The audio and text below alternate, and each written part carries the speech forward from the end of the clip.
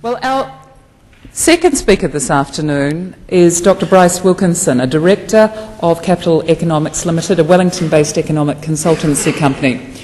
He worked in the New Zealand Treasury between 1970 and 1985 and in investment banking between 1985 and 1997. He's since specialised in public policy work as an economic consultant, and he is a member of the 2025 Task Force. Please welcome Dr. Bryce Wilkinson.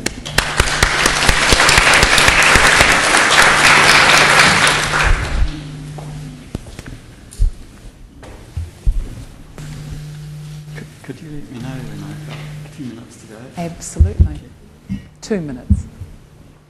Thank you very much for that introduction and the welcome, people, and my compliments to the organisers of this and to the Minister, actually, for arranging the task force to look into these welfare issues. Just sitting here listening to all the talkers for the last 2 days, I'm greatly encouraged by, the sense of passion and compassion here, the recognition of how much the current arrangements are doing, but how much they're falling short of what we'd like to see, and a recognition of the complexity of the task, the demands. I mean, this is a massive consumer of resources and demander of resources. There's a very strong economic aspect to it, which is why economists with a public policy interest like myself do spend real time thinking about it.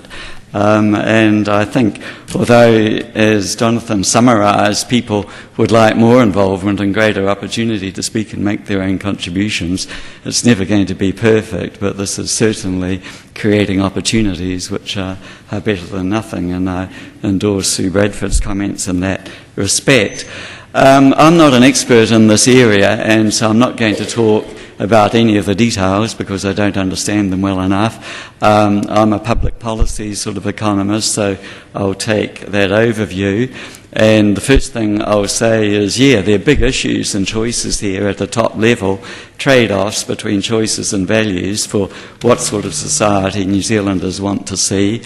And recently, Gary Hawke gave a presentation to the 2025 Task Force on that, and the way he characterised the early colonial New Zealanders coming here is he said they had a vision of a New Zealand which would be prosperous and successful, but it would be better. It would be a better society than the English one they left behind, and it wouldn't be as class conscious, and it wouldn't draw barriers. And then we had Richard Setton's concept of God's own country in about 1898. So I think that tradition and that sort of thing still holds true in New Zealand today. There is a feeling that we want to be a prosperous and successful society.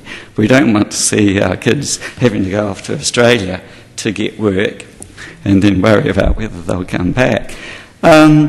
But there is also a very strong sense of social commitment, social justice, not leaving people behind.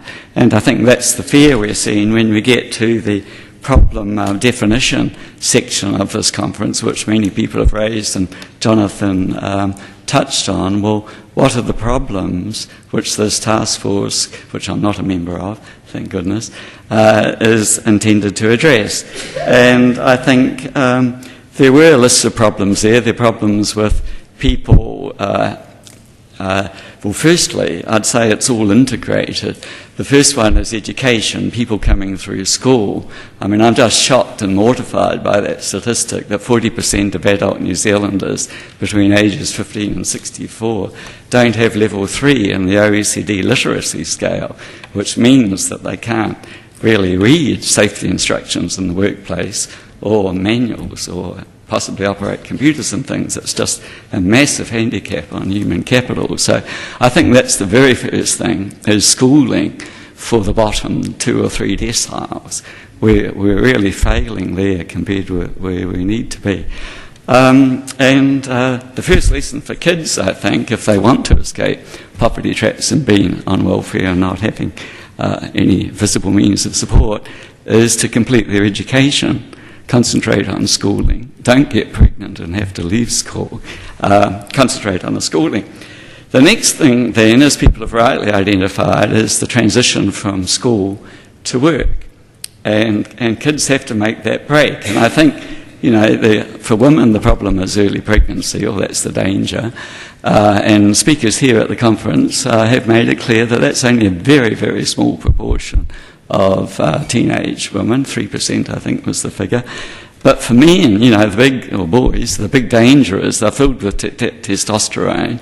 If they've left school without skills and can't get into the workforce, they're just going to cause enormous trouble. They're going to be violent towards themselves, they're going to get onto drugs and all sorts of antisocial behaviour, and they're going to get into trouble there. So the transition from school, a successful schooling, first thing, transition from school to work, avoiding teenage pregnancies, getting a job, and then getting married, and staying with work.